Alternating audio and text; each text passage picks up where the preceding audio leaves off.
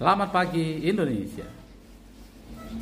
Sekedar menginformasikan biar masyarakat Indonesia pun pada tahu ya. Jadi antara pasien masyarakat Indonesia dengan pihak rumah sakit atau kami tenaga kesehatan biar kita nggak berantem terus. Ya, biar kita nggak berantem terus dengan aturan-aturan main.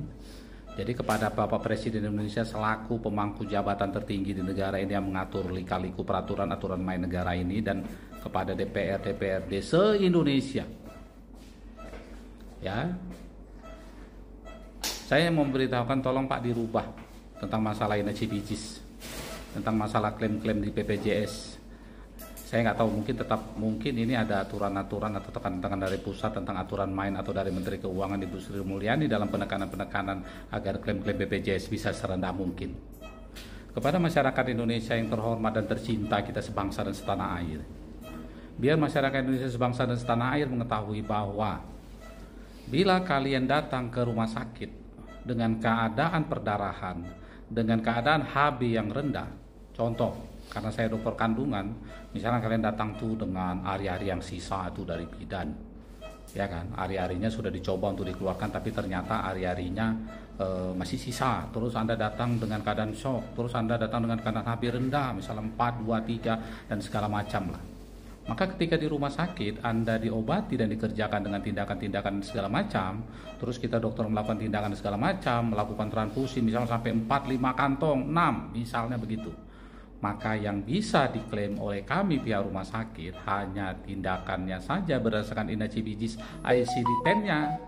Kalau kami meningkatkan keparahan dari penyakit Anda, misalnya dengan severity level naik, misalnya dengan anemia terus perlu transfusi darah, maka kenaikannya paling 200.000 lah.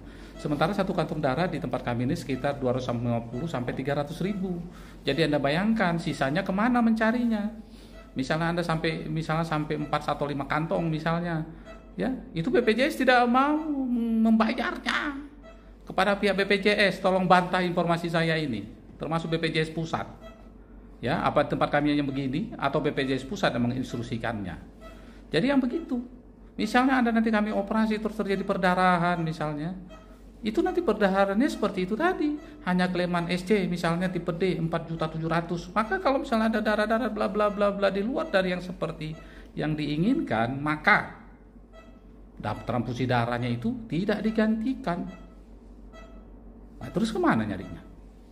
Kalaupun kalian pasien misalnya bersedia untuk ngambil darah, terus nanti BPJS dengan tim detektifnya, ya kan, terus ketahuan tuh kalian yang beli darah, maka rumah sakitnya atau kami ini akan kena peringatan SP. Ya, di SP kami biar masyarakat tahu. Ya, itu tidak akan diklaimkan. Maka klaimannya keluar sebesar klaim satu paket INACBJIS dengan kode ICD-10-nya sesuai cesaria, maka diklaimannya 4.700.000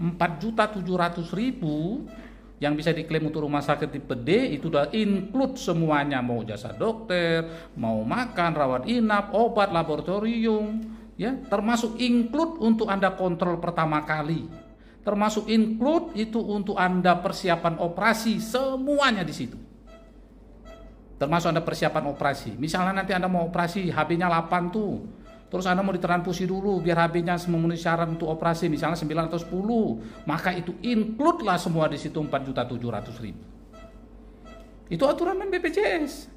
Biar masyarakat tahu. Jangan masyarakat nanti memarahi kami lagi orang rumah sakit ini. Yang kedua, contoh misalnya kejadian kasus-kasus dengan hiperemesis gravidarum misalnya. Anda datang dengan mual muntah yang hebat, misalnya sudah dehidrasi, andai kata Anda datang sampai 2 kali dalam 1 bulan, maka yang bisa diklaim hanya 1 kali. Include. Terus kasus ketiga, misalnya Anda dalam operasi terus Anda mengalami luka operasi, misalnya infeksi, karena memang itu tidak bisa kita hindari, ada 1-2 kasus yang terjadi infeksi operasi dalam 1 bulan. Kalau misalnya itu akan kita kerjakan, maka itu include dalam tindakan yang seksosesaria sebelumnya. Jadi biar masyarakat tahu. Jadi kalau nanti masyarakat akhirnya terlantarkan gara-gara ini, atau misalnya rumah sakit tidak mau menerima, misalnya Anda datang dengan HB 4 atau HB 6 dengan perdarahan pasca melahirkan, terus rumah sakitnya setelah hitung-hitungan nanti klaiman BPJS-nya tidak akan mencukupi, terus Anda ditolak, masyarakat jangan marah. Marahnya ke BPJS sana, ya. Dan kepada para pihak BPJS, tolong kontra ini keterangan saya. Semoga tidak benar, tapi inilah yang terjadi. Salam hormat dari saya kepada Bapak Menteri Kesehatan selaku bawahan dari Presiden Republik Indonesia, BPJS Kesehatan selaku power body daripada penjamin kesehatan Republik Indonesia. Tolong, jangan dibenturkan kami dengan masyarakat. Ya, Bapak Presiden tolong evaluasi ini BPJS ini. Kalau tidak ada duit, jangan dikasih untuk Polri sana 667 triliun. Lebih bagus nambal sini ke uang BPJS ini, karena BPJS kekurangan duit. Karena nggak bisa gajinya dikurangi, yang dari ratusan juta kepala-kepala BPJS itu nggak bisa dikurangi gajinya. Jadi Bapak lah kasih lagi subsidi lagi untuk BPJS, agar bisa klaiman dari BPJS ini bisa naik. Agar BPJS-nya bisa berpikir waras. Jadi yang bisa diberikan transfusi itu hanya kepada pasien-pasien dengan rutin transfusi, misalnya dengan pasien-pasien talasemia, leukemia, dan yang lain-lain. Tapi untuk tindakan-tindakan seperti tadi, kepada masyarakat Indonesia, tolong dimengerti bahwa itu tidak bisa diklaim. Jadi kalau Anda datang perlu transfusi banyak, mohon maaf nanti kalau kami tolak. Karena nggak mungkin nanti rumah sakit merugi. Kan begitu ceritanya. Oke? Semoga ini sampai kepada Bapak Presiden Republik Indonesia Prabowo Subianto, Bapak Gibran. Karena nggak ada gunanya lagi kita bilang ke Bapak Menkes, nggak ada gunanya lagi kita bilang kepada BPJS. Ini sebenarnya udah lama mau dikasih tahu. Cuman sekarang udah di puncaknya, udah bertanduk 1000 kepala ini. Akhirnya bersuara juga. Soalnya pening kita, nanti kita nolak pasien gak enak juga.